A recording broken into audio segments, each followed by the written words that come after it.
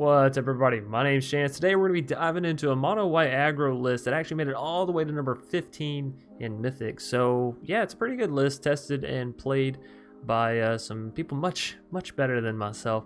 Anyways, we're going to be taking a look at the deck today. It did perform extremely well for me in the little bit of testing that I did with it. So diving right into the theory of it, what you're going to be doing, how you're going to be playing it, and basically how well it is. So I do think this is a very top tier deck, maybe in that tier 0, tier 1 sort of slot. I'm thinking tier 0 because it actually handed it to a lot of decks today. Gruul aggro, Yorion, that kind of stuff. Anyway, starting out, we have 4 copies of Alseid and 4 copies of Selfless Saviors. These cards are so good at protecting your creatures, and of course you want to protect your creatures when you have nice creatures such as Lurrus, Skyclaves, and creatures built up off of Luminarch.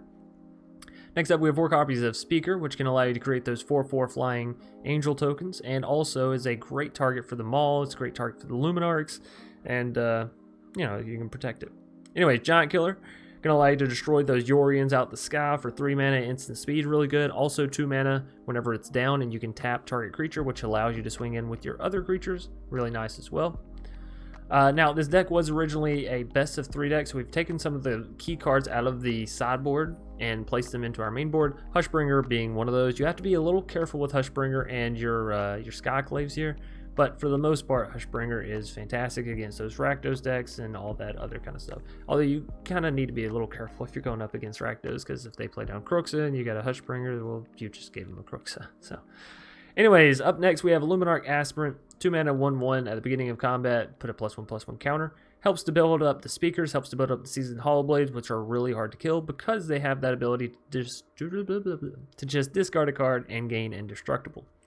Next up, we have Shepherd of the Flock as a one-off. This helps you to bounce back things like your Skyclave, like your Giant Killers, like your Emeria's Call if you've played it down as a land and now you're in that mid to late game and you need to rebounce it. Even rebouncing Maul can make it go from costing 4 mana to re-equip it to 3 mana, right? So Shepherd, 2 mana, 3/1 that also allows you to have versatility with your other plays is really good. Heliod, gonna allow you to put counters on your creatures whenever you gain life. Obviously, you have Alseid and Speaker and Hushbringer, all this kind of stuff to gain life with, so that happens fairly frequently, as well as the ability to pay 2 mana and give a creature lifelink. 4 copies of Maul to send your stuff into the sky, give it flying, first strike, +2/+2, what's not to love about it. Basri Ket to increase the amount of counters on your creatures, give them indestructible, which means they can swing in. Really good on your Speaker again. The -2 ability is nice whenever you're wanting to overwhelm the opponent with numbers, and again, you can have Giant Killer sort of help out with that. Skyclave for some removal on your opponent's stuff. 2 copies of Lurrus for replaying basically all this stuff down here in the bottom end. And then we have 2 copies of Emeria's Call for those mid to late game situations.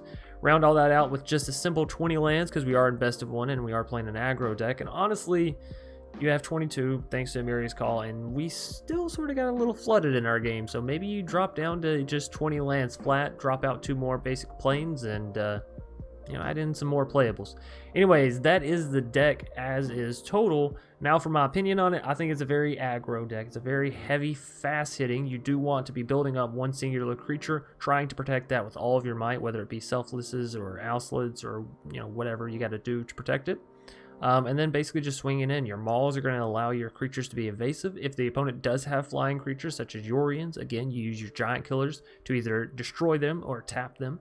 And then you just sort of keep raining down as much as you can. Every chance you get to attack with creatures, attack. Because you have life gain. So it doesn't matter if the opponent strikes back too much because you're going to be gaining life every time you swing in. So as long as they're not finishing you out in that swing back, then you should be able to continuously gain up more than they're dealing, right? Anyways, that's going to do it for the deck. Let me know what you think. Please be sure to leave a like down below if you're enjoying the video, and blah blah blah blah blah. And remember to subscribe if you're new here and you want to see more content. I can't welcome in new people enough. We're nearing 10,000, so if you're one of those 10,000 or whatever, then of course you'll be here to celebrate with us. It's looking like it's going to happen soon within this next new year. So what a way to start 2021, us to hit that milestone. Super excited about it. So if you're enjoying, hit that subscribe button, hit that bell icon, and without further ado, let's dive into some Mono White Aggro, shall we? Anyways, Ardenvale. That's a little hard to say. We only have 2 lands here off the bat, but it's enough to get down the Alseid and the the Hushbringer. Sorry, there's a string on my pop filter sort of sticking out right here.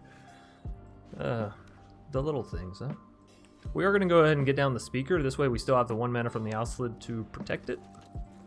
And we can deal a little bit of damage here, heal up a little bit. Hopefully we can hit another land here soon, and then we can of course get down the Maul, or maybe even Heliod. I'm not quite sure which would be better at this point. I guess it'll depend on how close we are to 27, right?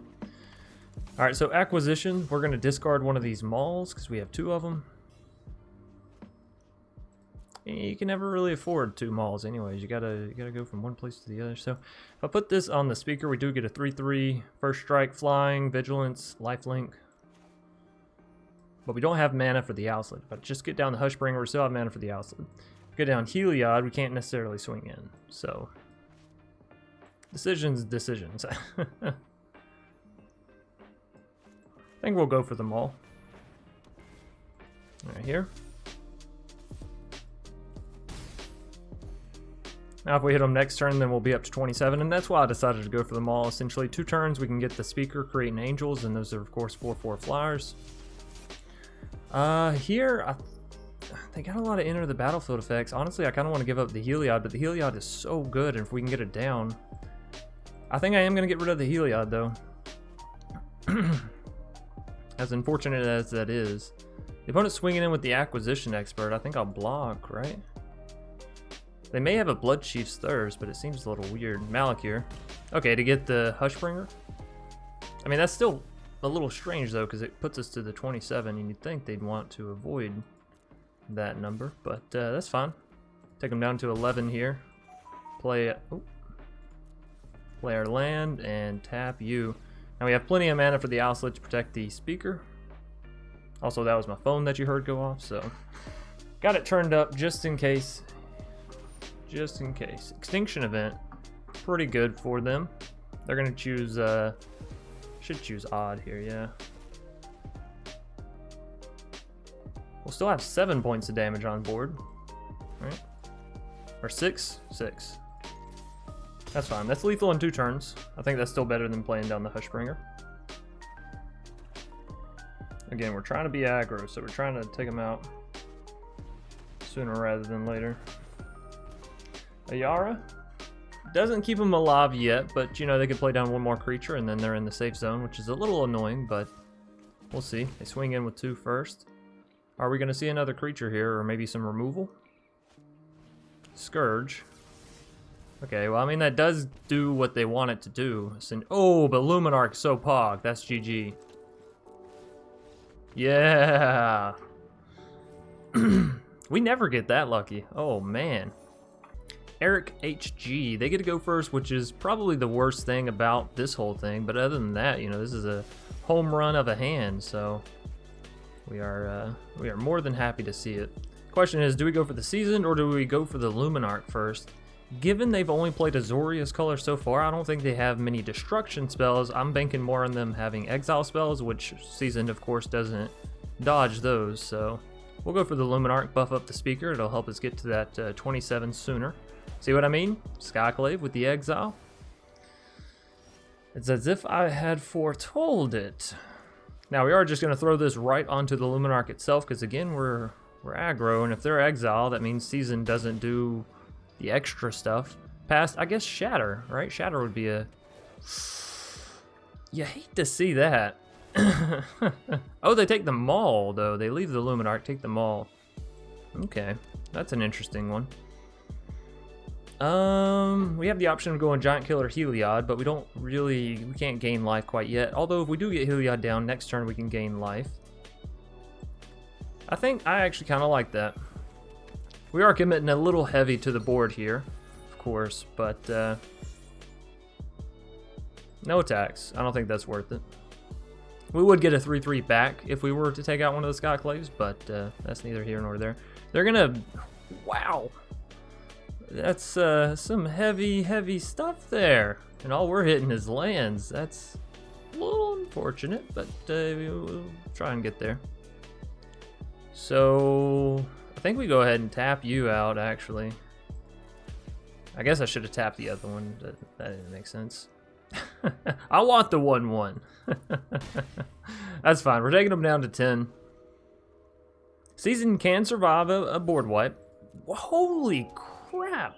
4 straight turns of just exile and madness. Where's my Alseids when I need them? Am I right? Good God. 7 lands off the top 13 cards. Oh man. Magic, I love you and you love me. It's a big happy family. Holy crap. Ooh, fuck, that's rough. Alright. Although, on the bright side, we've already drawn 7 lands out of the top 13 of our cards. Okay, so we have nothing but playables left, surely. That's the theory I'm going with, at least.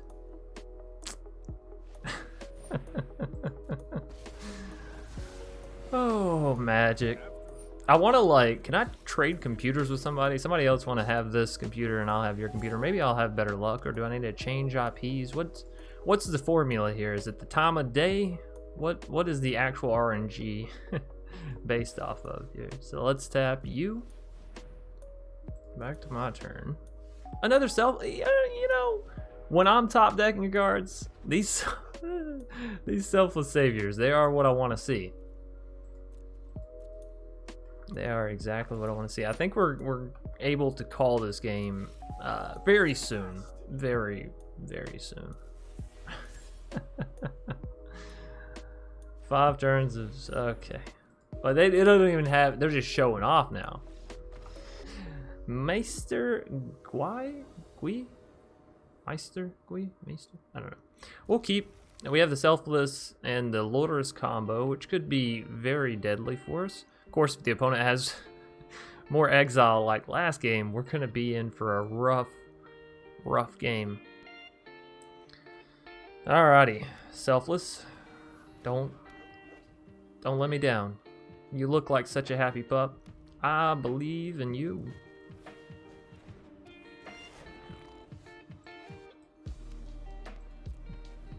Opponent appears to be playing mono red. Those guys and their shenanigans, always fun. At least we do have the Selfless off the bat, so as long as we can get, you know, Lurrus down before they destroy our good little doggo, then we're in a good position. Shock.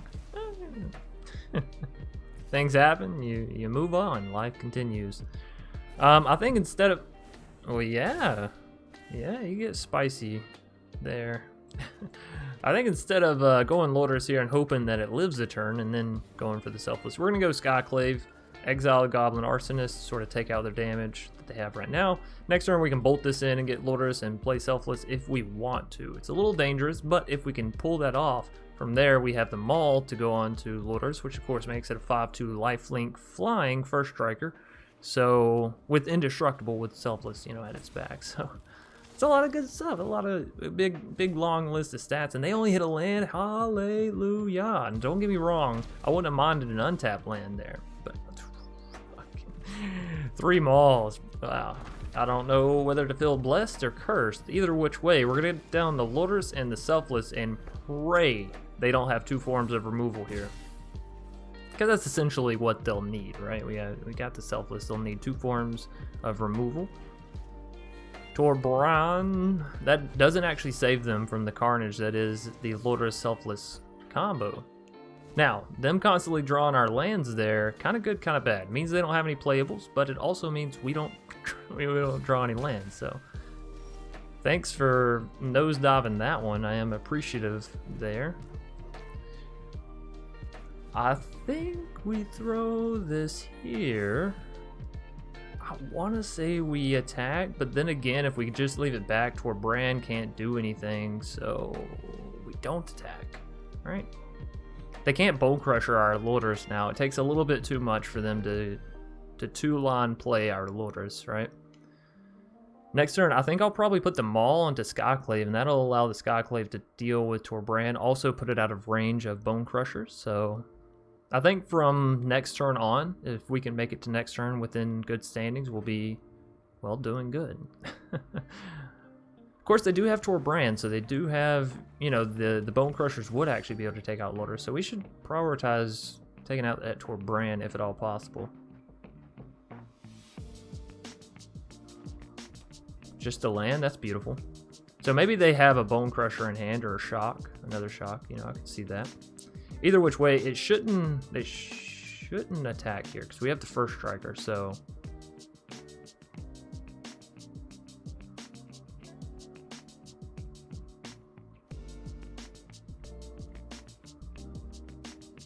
I don't know what they're contemplating because, like, it is no amount of time is going to change the cards available, you know? If you don't have it, you don't have it. Pass it. Let's go. Hello?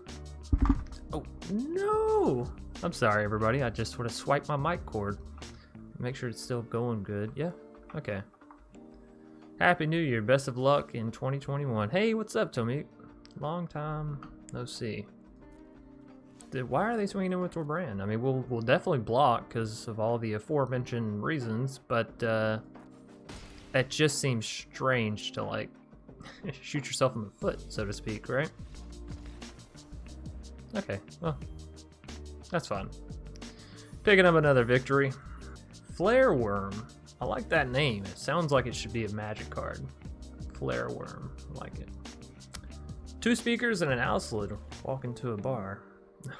I think what you do in this... Oh, it's mono red. Hello, thy olden friend. I think what you do in this situation is you play one of the speakers and pray that Alseid can land and the speaker can survive.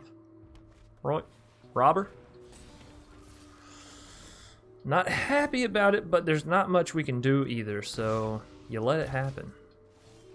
Question is, do we flood the board now with speaker and Alseid? Or do I play just the Alseid and try to protect the speaker? I say we flood the board.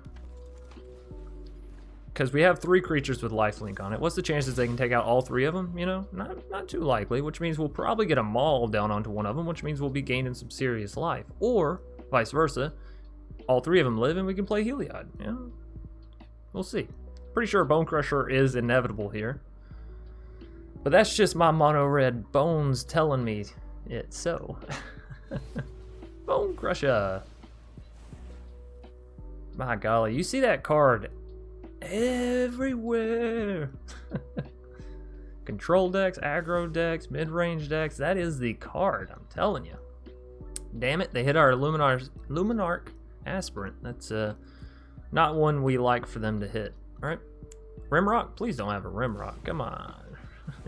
It's a Rimrock. We're down to 12. So we're probably not going to hit... Ooh, that Selfless is really good, but it's really at an awkward position here for us. I want to get it down, don't get me wrong. There's nothing I would like more, but I think we have to go for the Maul onto the speaker, right? Swinging with the Alseid as well. This puts us back to 16 life, so that's a good place. We'll hope the speaker can live. I'm a little scared. Maybe we went a little too deep on that turn. Maybe I should have pulled back a little bit knowing that we were in decent standings and that they don't have a huge creature to Embercleave onto, right? Torbrand. Interesting. Yes, please swing in with the robber. You silly, silly little goose. Silly, silly little goose.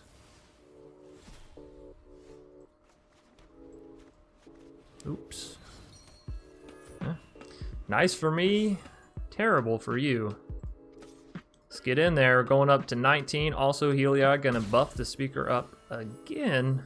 Look at that, clown go. Now our speaker can deal with Torbrand, no problem.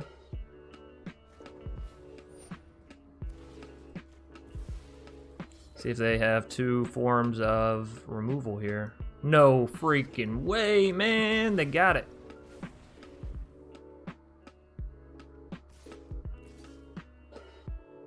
Alright, well, we gotta let this go through. Sucks, but these with these. I mean, you need 5, don't you, Heliod? You big bulky son of a bitch. Alright, let's go, Alseid. Heal us. Heal us. We put it on this Alseid, so this Alseid can potentially block the... Oh, no, it can't really even block the Vervant, huh? We could block here just to block. How much are we taking? Of course, they have Embercleave. How much are we taking? That's the real question, right? They have Embercleave. That goes up to 3, which is 5, 10. No, we can live through a cleave. We don't want them to have cleave. Okay.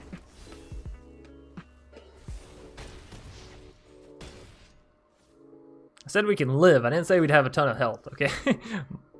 Mark the words. Oh, good God. We got it. GG. Look at what math can do for you. Yeah. Cool beans. So we're 3-1 with Mono White Aggro. Bassett 5876. We'll keep this.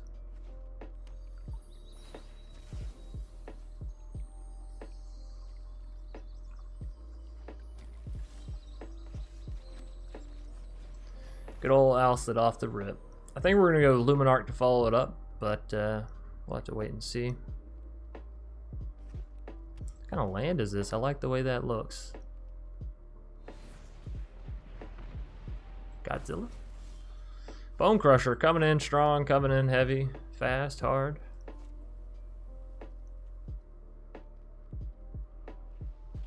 Nah, I think I still want the Luminarch.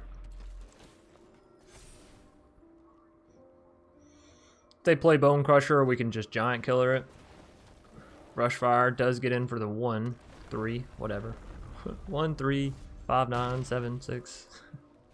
Is it going to be a Love Struck here? Edgewall. Okay. Okay, dokay. I think we just Skyclave the Edgewall, right? That way they don't get the card draw off of the Bone Crusher. Could have also played down Hushbringer, I suppose. Equals the same effect, sorta.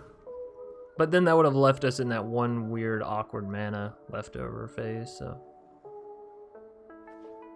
If they play Bone Crusher here, we do have Giant Killer to answer that. And then we can, of course, play Giant Killer down.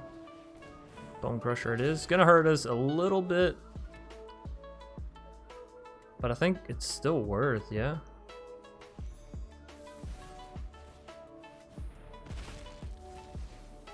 I guess you could argue that we should have waited until their turn to use Giant Killer. That way we for sure know if their Brushfire is not going to get bigger than their Bone Crusher, right? Because of Fable Passage. Of course, it does give them an extra creature to attack with and lower the cost of Embercleave, so I don't know.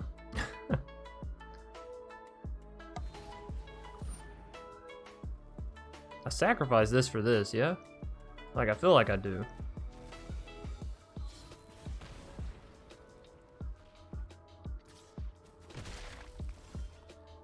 Yeah, I mean, felt like that was a fine play.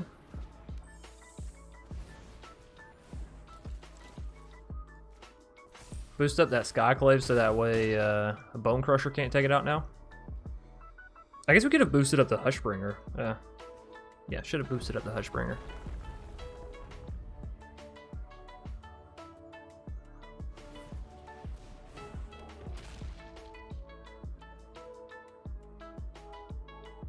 That's GG, isn't it?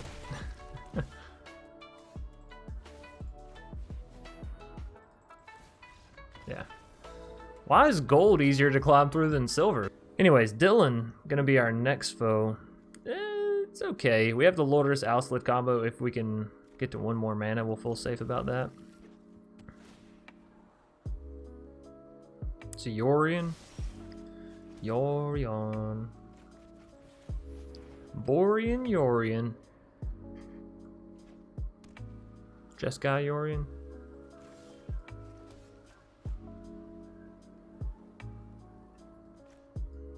Well, let's force him to have removal here, huh? Omen. Fuck. I was being facetious.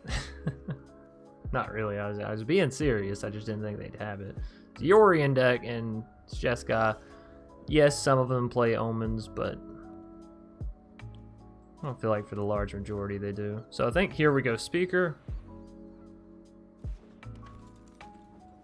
I'm actually gonna go ahead and play down a Giant Killer as well. We still have the 1 mana for the Alseid to survive.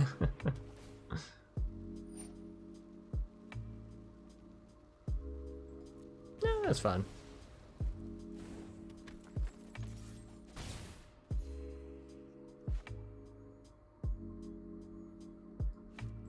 I'm gonna leave one giant killer in hand.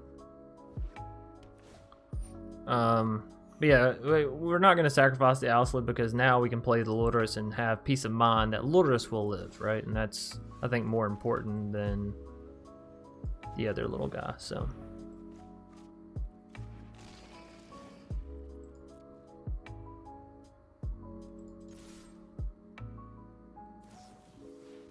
Omen of the Sun, that's pretty good for him. I guess it should have been, excuse me.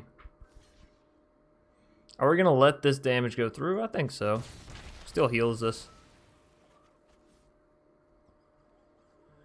Replay Alseid, play a speaker. I think replay Alseid.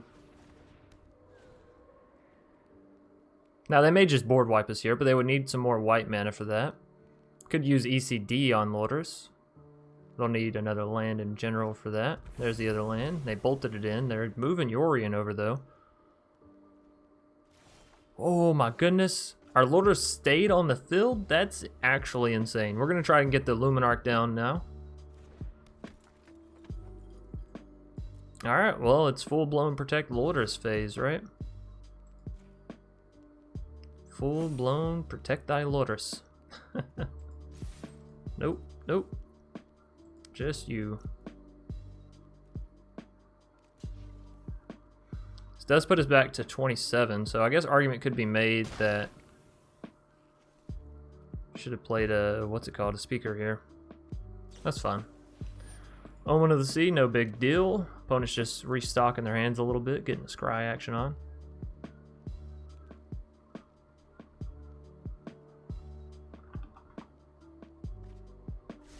Nope, no spoilers here. Oh, there you go. Yeah, if you want to lock down chat, that's fine with me too. I don't mind speaking about the spoilers that have been released, right? But okay. I see you with the Yorion. Omens are obviously all re-entering. They're just an Omen Andy. All right, resolve. Resolve. We can't use Giant Killer yet because we're gotta protect the Lurrus.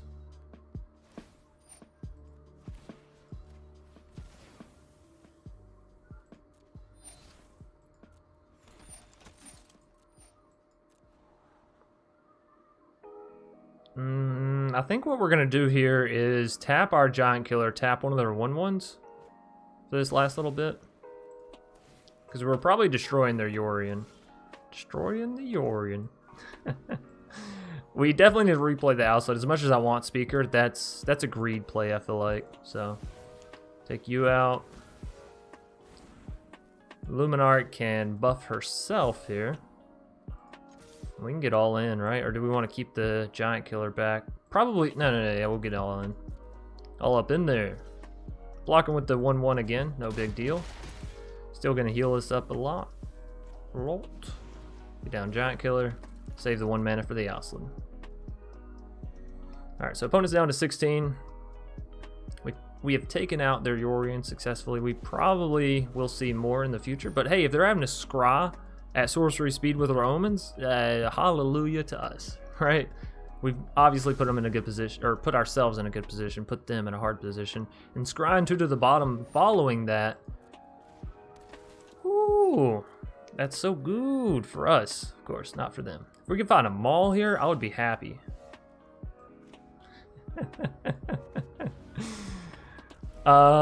Next, if it could rain $1 million. I guess, you know, I say that, but I'm inside, so I wouldn't even know if it rained $1 million. Alright, let's buff up this Lurrus and just smash, right? Bam, down to 9. We're up to 38. Our speaker come next turn can start creating angels. It's pretty freaking dope, man.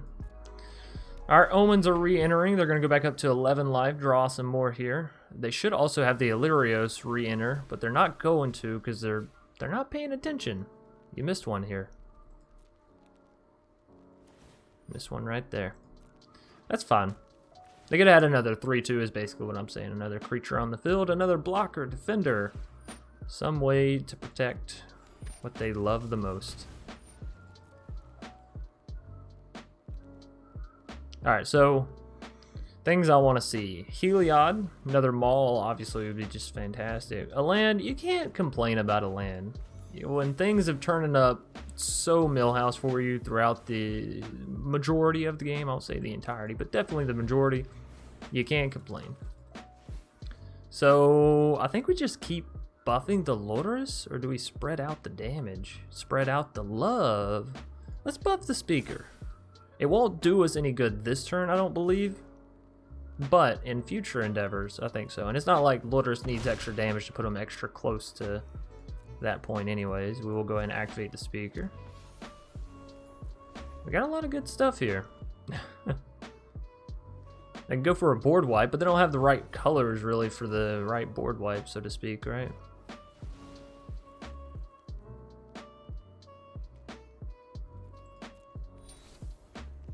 Now that pops off Maul, we can always reattach that, so not a big deal.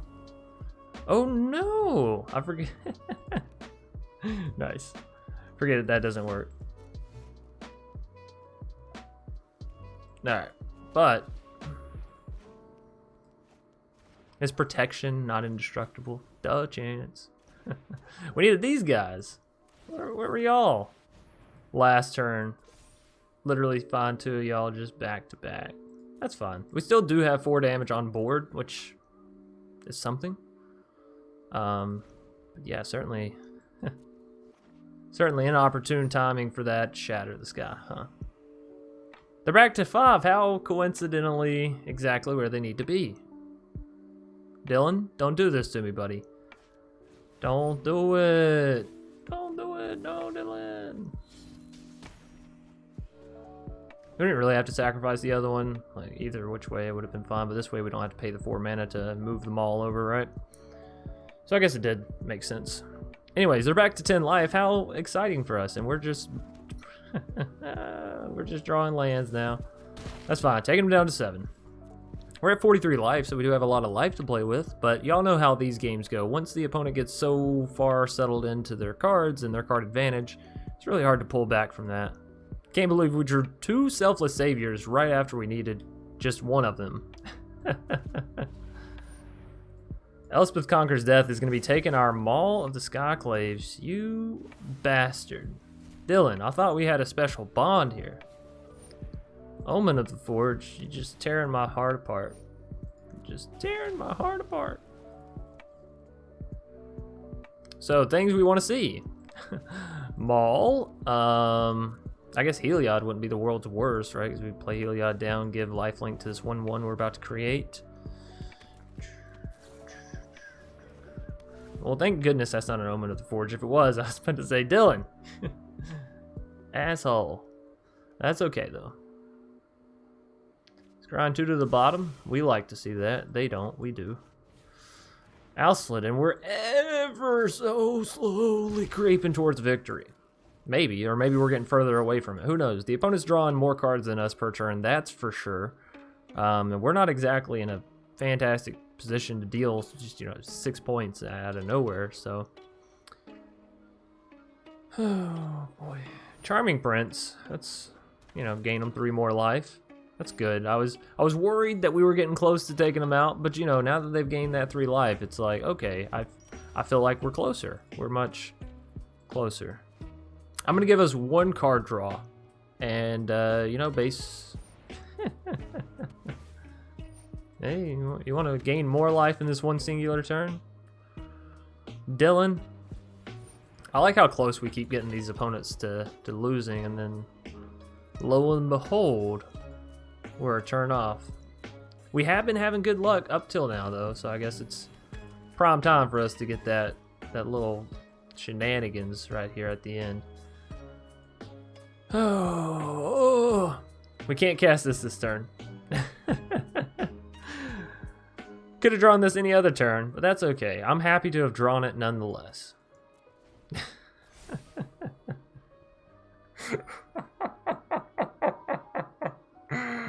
Oh my goodness. That's some pretty good luck. That's like finding a needle in a haystack kind of luck. So, GG.